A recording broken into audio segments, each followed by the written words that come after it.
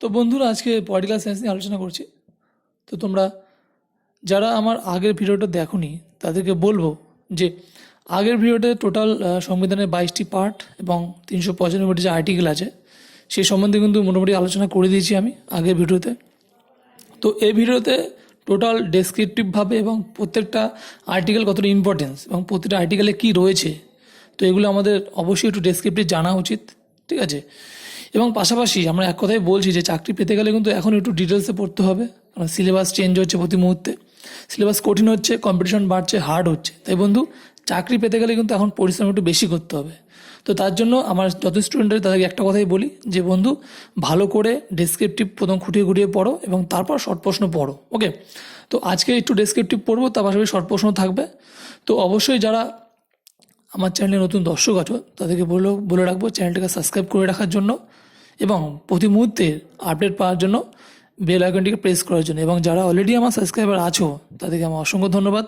তো অবশ্যই চলো আজকে আলোচনা শুরু করি। শেষ অবধি ভিডিওটা দেখো, যদি চাকরি পেতে হয় আমি নিজে গ্যারান্টি দিয়ে বলছি যে এই ভিডিওগুলোতে যেসব টিপস তোমাদেরকে দেবো সেগুলো যে কোনো পরীক্ষার জন্য ইম্পর্টেন্স এবং তোমরা যে কোনো এক্সাম কিন্তু পাস করতে পারবে। তো সেই বিশ্বাস আমি রাখছি এবং আমার যত স্টুডেন্ট আছে তাদেরকে সেই কথাই বলি, তারা অনেকে চাকরি পেয়েছে, তোমরাও পাবে। তো চলো প্রথমেই দেখো সংবিধানের গুরুত্বপূর্ণ কয়েকটি ধারা, আর্টিকেলস। প্রথম ধারায় আছে যে ভারত ও তার অঙ্গরাজ্যের নাম, the India that is Bharat shall B A union of state, এটা প্রথম ধারায় আছে। 2 থেকে 4 ধারা অর্থাৎ রাজ্যের গঠন পুনর্গঠন সংক্রান্ত বিষয় আলোচনা করা হয়েছে 2 থেকে 4। 3 নম্বর ধারায় আছে রাজ্যের নতুন গঠন ও তার সীমানা, নির্বাচন বিষয় ও পার্লামেন্টের অধিকতর ক্ষমতা। এই প্রশ্নটা মোস্ট ইম্পর্টেন্ট, ঠিক আছে। কারণ দেখো যেহেতু এখন আমরা শুনেছি যে এনআরসি ফেনআরসি এসব হবে, ঠিক আছে। তো সেক্ষেত্রে কিন্তু দেখো এখানে বলে দিয়েছে নতুন রাজ্য গঠন ও তার সীমানা নির্ধারণের ক্ষেত্রে কিন্তু পার্লামেন্টের অধিকতর অর্থাৎ এমপি পার্লামেন্ট যে প্রধানমন্ত্রী যেটা ঠিক করবে সেটা কিন্তু হবে, ওকে। নেক্সট হচ্ছে 5 থেকে 11 অর্থাৎ নাগরিকত্ব, সিটিজেনশিপ, এগুলো আমাদের প্রত্যেকটা জেনে রাখা উচিত নিজের জন্য অন্তত, ঠিক আছে। তো প্রথমেই দেখো কী বলছে 5 নম্বর ধারা যে সংবিধান প্রবর্তনের সময়কালীন নাগরিকতা, ঠিক আছে। তো অর্থাৎ সংবিধান যখন তৈরি হয়েছিল তখনকার দিনে যারা নাগরিকতা পেয়েছিল সেই কথা বলা হয়েছে। 9 নম্বর ধারায় যারা স্বেচ্ছায় বিদেশি অর্থাৎ বিদেশি রাষ্ট্রের নাগরিকতা গ্রহণ করেছেন অর্থাৎ বাইরের দেশ, সে ব্রিটেন হতে পারে, ইংল্যান্ড হতে পারে, আমেরিকা হতে পারে, অস্ট্রেলিয়া হতে পারে, যে কোনো দেশ হতে পারে, তারা ভারতের নাগরিক বলে কিন্তু গণ্য হবে না, ওকে। 10 নম্বর দেখো দেশীয়করণ অর্থাৎ ন্যাচারালাইজেশনস, দেশীয়করণ অর্থাৎ এবং নিবন্ধীকরণ, যেটা আমরা রেজিস্ট্রেশন বলছি, এনআরসি বলছি, রেজিস্ট্রেশন বলছি। তো এই পদ্ধতিতে যারা ভারতীয় নাগরিকত্ব অর্জন করেছেন তাদের নাগরিকতা কিন্তু অবসান ভারত সরকার ঘটাতে পারে। তো 11 নম্বর ধারায় আছে নাগরিকতার নিয়মকানুন সম্পর্কে সকল ক্ষমতা কিন্তু পার্লামেন্ট অর্থাৎ মেম্বার অফ লেজিসলেটিভ অর্থাৎ পার্লামেন্টের খাতে কিন্তু প্রচণ্ড ক্ষমতা রয়েছে, ঠিক আছে। মেম্বার অফ পার্লামেন্ট আমরা এমপি বলি, তাদের খাতে কিন্তু প্রচণ্ড ক্ষমতা এবং প্রধানমন্ত্রী কিন্তু এই নিয়মকানুন নিজের তোমার সংবিধানে চেঞ্জ করতে পারে সংবিধান সংশোধনের মাধ্যমে, সেটা কিন্তু এমপিদের কাছে সেই ক্ষমতাটা আছে, প্রধানমন্ত্রী সেই ক্ষমতা কিন্তু আছে। তো এনআরসি যদি প্রধানমন্ত্রী চায় সেটা কিন্তু সে করতে কিন্তু বাধ্য, ঠিক আছে। সে সরকার কিন্তু সেটা করতে বাধ্য এবং যত রাজ্য সরকার আছে তাদের কাছে প্রথম কিন্তু রাষ্ট্রপতি শাসন জারি হবে, তখন সেটা করতে পারবে। তো এটা তোমরা জেনে রাখো।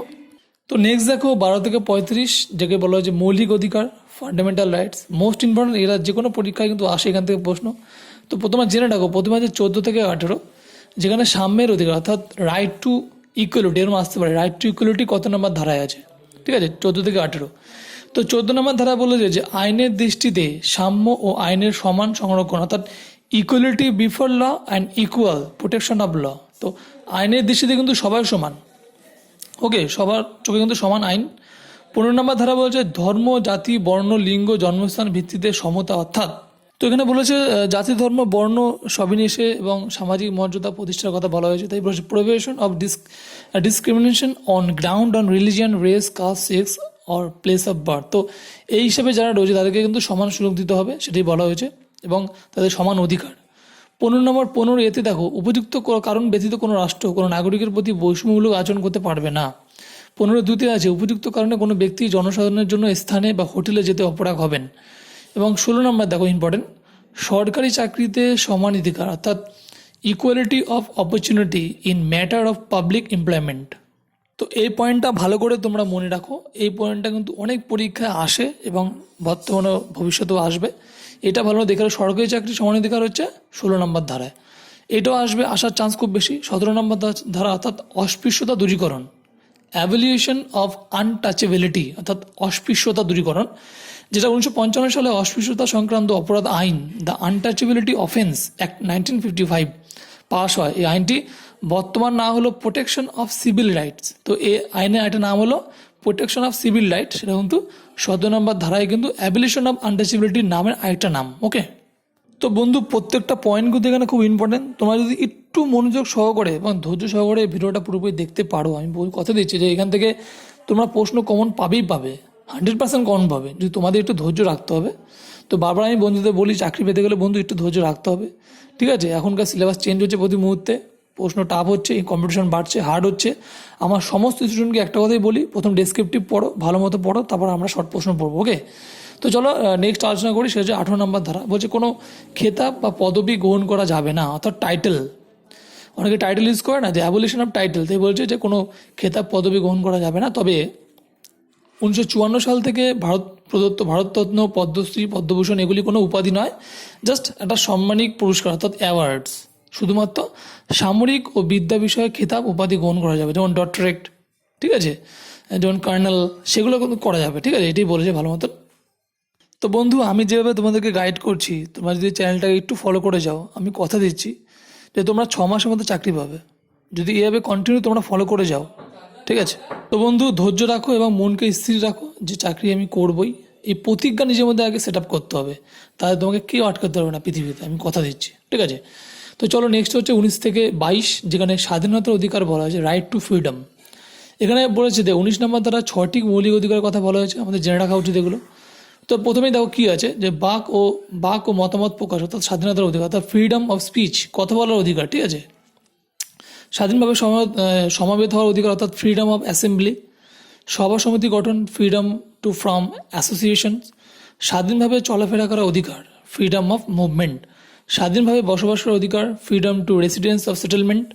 এবং নেক্সট হচ্ছে খুব ইম্পর্টেন্ট, যে সম্পত্তির অধিকার 44তম সংশোধনী 1978-এর সম্পত্তি অধিকারকে মৌলিক অধিকার থেকে বাদ দেওয়া হয়েছে, যেটা আইনগত অধিকার এখন দ্য লিগ্যাল রাইট স্বীকৃতি দেওয়া হয়েছে। এই প্রশ্নটা কিন্তু দিয়েছিল এবছর, এই প্রশ্নটা দিয়েছিল, ঠিক আছে? তোমাদের বলে রাখি, পিএসসি যত সম্ভব, পিএসসি বা ডাব্লিউবিসিএস প্রিলিমিনারিতে এই প্রশ্নটা এসেছিলো। এটা কিন্তু লিগ্যাল রেটে চলে গেছে, ঠিক আছে, 300A ধারায়। তোমরা একটু ভালো করে মনোযোগ সহকারে এগুলো দেখো, ঠিক আছে? তোমরা পরীক্ষা কমন পাবে, অনেকগুলো শিখতে পারবে, জানতে পারবে, তোমাদের জেনে রাখো এই জিনিসগুলো। নেক্সট হচ্ছে দেখো যে ব্যবসা, পেশা, জীবিকা, বাণিজ্য অধিকার অর্থাৎ right to professions, article 19, freedom of professions, occupation, trade আর বিজনেস, অর্থাৎ ব্যবসা, বাণিজ্য, শিক্ষা সবার ক্ষেত্রে সমান অধিকার, এখানে কিন্তু রাষ্ট্র হস্তক্ষেপ করতে পারবে না। ওকে, এবার হচ্ছে 20 নম্বর ধারা, অর্থাৎ যে সময় অপরাধ ঘটেছে সেই সময়কার প্রচলিত যে নিয়ম, তো সেই নিয়ম অনুযায়ী কিন্তু ব্যবস্থা নিতে হবে, অর্থাৎ প্রচলিত আইন ভঙ্গের অপরাধের প্রচলিত আইন অনুযায়ী কিন্তু শাস্তি প্রদান করা যাবে, 20A নম্বর ধারায় আছে। অর্থাৎ এরপর দেখো, একই অপরাধের জন্য একাধিকবার শাস্তি দেওয়া যাবে না, তবে অফিস ও আদালতের পৃথকভাবে শাস্তি দিতে পারে, এটা হচ্ছে ডাবল জিওপ্রেডি বলে, 20(2)তে ধারায় আছে। কোনো অভিযুক্ত ব্যক্তিকে নিজের ইচ্ছার বিরুদ্ধে আদালতে সাক্ষ্য দিতে বাধ্য করা যাবে না, এটা জেনে রাখো তোমরা। তো বন্ধু দেখো এটা কি বলেছে, যে কোনো অভিযুক্ত ব্যক্তিকে নিজের ইচ্ছার বিরুদ্ধে আদালতে সাক্ষ্য দিতে বাধ্য করা যাবে না, এটা 23 নম্বর ধারা অনুযায়ী। তোমরা এটা জেনে রাখো, অনেক সময় অনেক পুলিশ অনেক সময় অনেক হ্যারাসমেন্ট করে, অনেক সময় অনেকে নিয়মকানুন ঠিকমতো জানে না, তো তোমাদের এই জিনিসগুলো জেনে থাকলে তো তোমরা কিন্তু সে সময় প্রোটেক্ট করতে পারবে। ওকে, নেক্সট হচ্ছে 21 নম্বর ধারা, যেখানে আইনের নির্দিষ্ট পদ্ধতি ছাড়া কাউকে তার জীবন ও ব্যক্তিগত অধিকার থেকে বঞ্চিত করতে পারবে না, অর্থাৎ আইনের নির্দিষ্ট পথে আইন যাবে, ঠিক আছে? সেটাই বলছে যে protection of life and personal liability. Okay, article 21 বলেছে যে 6 থেকে 14 বছর শিশুদের অবৈতনিক শিক্ষার অধিকার, অর্থাৎ এলিমেন্টারি এডুকেশন বলছে, এটাকে বলে অবৈতনিক শিক্ষা অর্থাৎ এলিমেন্টারি এডুকেশন, যেটা 86তম সংবিধান সংশোধনের মাধ্যমে 2002 সালে মৌলিক অধিকারে অন্তর্ভুক্ত করা হয়েছে, এটা আর্টিকেল 21। আমি বলে দিচ্ছি, এই প্রশ্নটা তোমরা ভালো করে খাতায় লিখে রাখো, এই প্রশ্নটা যে কোনো এক্সামের জন্য মোস্ট ইম্পর্টেন্ট, এবং প্রশ্নটা আসতেই পারে, আসবেই, বলে দিচ্ছি এই প্রশ্নটা। ওকে, জাতীয় জরুরি অবস্থা চলাকালীন রাষ্ট্র মনে করলে 19 নম্বর ধারা উল্লেখিত অধিকার সংকুচিত করতে পারে, ঠিক আছে? কিন্তু কোনো অবস্থাতে 20-21 অর্থাৎ যে 20 নম্বর ধারা বা 21 নম্বর ধারা কিন্তু বাতিল করা যাবে না। 22 নম্বর ধারা বলেছে দেখো, কোনো ব্যক্তিকে গ্রেপ্তার করা হলে সত্ত্বর তার গ্রেপ্তারের কারণ জানাতে হবে, আটক ব্যক্তিকে তার পছন্দ মতো আইনজীবীর সাথে পরামর্শ করা ও আত্মপক্ষ সমর্থনের সুযোগ দিতে হবে, এটা 22 নম্বর ধারায়। এগুলো ভালো করে জেনে রাখো। ধৃত ব্যক্তিকে গ্রেপ্তারের 24 ঘন্টার মধ্যে নিকটতম ম্যাজিস্ট্রেটের কাছে হাজির করাতে হবে এবং ম্যাজিস্ট্রেটের অনুমতি ছাড়া ওই সময় বেশি তাকে আটকে রাখা যাবে না। 22(2) এই নিয়মকানুনগুলো তোমাদের জেনে রাখা উচিত। তোমরা রাস্তাঘাটে চলাফেরা করো তো অনেক সময় পুলিশ হ্যারাসমেন্ট করে, ঠিক আছে? তো কোন আইনে কোন নিয়মে কি আছে সেগুলো জেনে রাখলে তোমাদের কিন্তু পথ চলতে সুবিধা হবে। এবার দেখো, শত্রুভাবাপন্ন বিদেশি এবং নিবর্তনমূলক আইন আটক এবং ব্যক্তির ক্ষেত্রে উপরিউক্ত অধিকারগুলি প্রযোজ্য হবে না।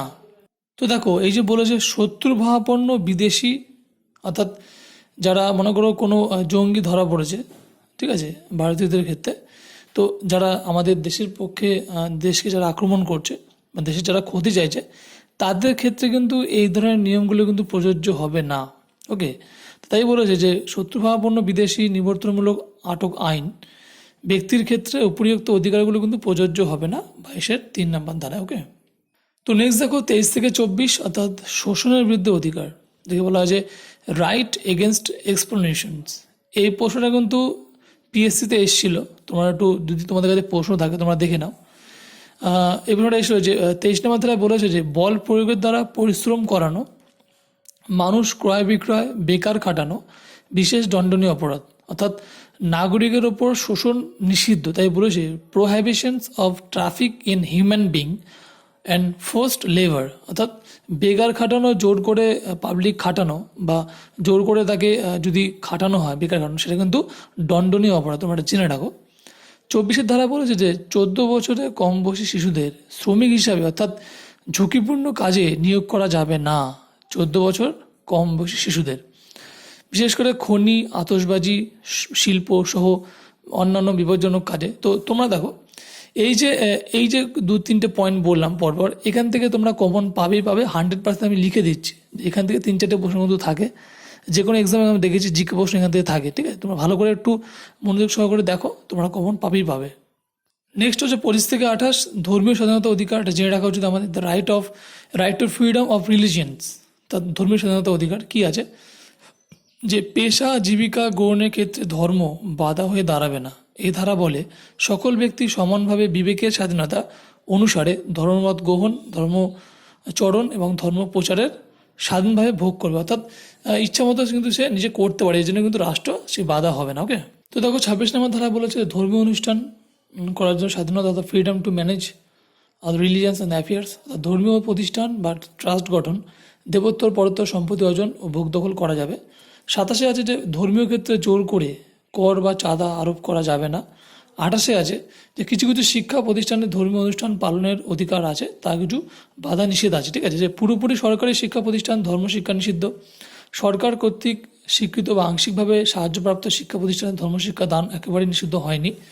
তো প্রাপ্তবয়স্ক শিক্ষার্থীদের ক্ষেত্রে নিজেদের ও বাকিদের অভিভাবকদের সম্মতি নেওয়া প্রয়োজন। সম্পূর্ণ বেসরকারি শিক্ষা প্রতিষ্ঠানে এ বিষয়ে বাধা নিষিদ্ধ আরোপ করা হয়নি এবং কোনো দাতা বা অচ্ছি কর্তৃক ধর্মশিক্ষা উদ্দেশ্যে প্রতিষ্ঠিত হলে শিক্ষা প্রতিষ্ঠান রাষ্ট্রের দ্বারা পরিচালিত হলেও সেখানে বাধ্যতামূলক ধর্মশিক্ষা দেওয়া যেতে পারে, অর্থাৎ সরকার চাইলে সেটা করতে পারে। ওকে, তো বন্ধুরা ভিডিওটা একটু বড় হচ্ছে, তোমরা একটু মনোযোগ সহকারে দেখো, মনোযোগ সহকারে। আশা করি এখান থেকে অনেক প্রশ্নই কমন পাবে। যেহেতু আমি এভাবে পড়াচ্ছি, হয়তো বোর্ডে পড়ালে হয়তো এতটা পড়াতে পারতাম না, ঠিক আছে? তাই এভাবে পড়াচ্ছি যাতে তোমরা বেশিটা পড়তে পারো। তো 29 নম্বর ধারা বলছে সংখ্যালঘুদের স্বার্থ রক্ষা, ঠিক আছে? নাগরিকদের সকল সম্প্রদায় নিজ নিজ ভাষা, যেদিকে শিক্ষা সাংস্কৃতিক শিক্ষাগত অধিকার সেটা বলেছে। সাংস্কৃতিক লিপি ব্যবহারের অধিকার দেওয়া হয়েছে এবং সম্পূর্ণভাবে সরকারি বেসরকারি সাহায্যপ্রাপ্ত শিক্ষা প্রতিষ্ঠানে ধর্ম, মূল্য, বংশ, বর্ণ, ভাগ, শ্রেণী নির্বিশেষে প্রবেশাধিকার স্বীকৃত হয়েছে, অর্থাৎ সবাই কিন্তু যেতে পারবে। ওকে, 30 বলেছে যে সংখ্যালঘুদের শিক্ষা প্রতিষ্ঠান স্থাপন ও পরিচালনা করার অধিকার, ঠিক আছে? সংখ্যালঘুদের জন্য এটা রয়েছে এবং রাষ্ট্র এরূপ প্রতিষ্ঠানগুলিতে অনুদান দেওয়ার বৈষম্য করবে না, ঠিক আছে? নেক্সট খুব ইম্পর্টেন্ট সেটা হচ্ছে 31 নম্বর ধারা, অর্থাৎ সম্পত্তির অধিকার, রাইট টু প্রপার্টি, যেটা রিপ্লেস করা হয়েছে, আগে আমরা আলোচনা করেছি, যেটা 44তম সংবিধান সংশোধনের মাধ্যমে 1978 সালে এটা মৌলিক অধিকারের স্বীকৃতি হারায়। বর্তমানে এটা কী বলা হয়েছে যে এটি 300A নম্বর ধারা, অর্থাৎ ধারা আইনগত অধিকার, অর্থাৎ অ্যাজ এ লিগাল রাইট হিসেবে চলে গেছে, ঠিক আছে? নেক্সট দেখো, কিন্তু অন্যান্য ধারা যেমন 31A, B, C এখনও পর্যন্ত কিন্তু বলবৎ রয়েছে, কোনো চেঞ্জ হয়নি। নেক্সট দেখো 32 থেকে 35, যেখানে বলা হয়েছে শাসনতান্ত্রিক প্রতিবেদনের অধিকার, অর্থাৎ রাইট টু কনস্টিটিউশনাল রিমেডিস, অর্থাৎ এখানে দেখো কোনো রকম বঞ্চনার ক্ষেত্রে সুপ্রিম কোর্টে দ্বারস্থ হওয়ার অধিকার, অর্থাৎ কোনো রকম বঞ্চনা হলে তোমরা সুপ্রিম কোর্ট অব্দি যেতে পারবে, সেটা বলেছে। তাই বলেছে এটিকে heart of soul of the constitution, অর্থাৎ এটা সংবিধানের আত্মা বলেছে কে, ডক্টর আম্বেদকর। এই প্রশ্নটা কিন্তু অনেক পরীক্ষায় এসেছে এবং আসতেই পারে। তো এটা তোমরা ভালো করে রিভিশন করে ভালো করে পড়ো, তোমরা কমন পাবে। তো বন্ধুরা, আজকে ভিডিওটা এই অবধি রাখছি।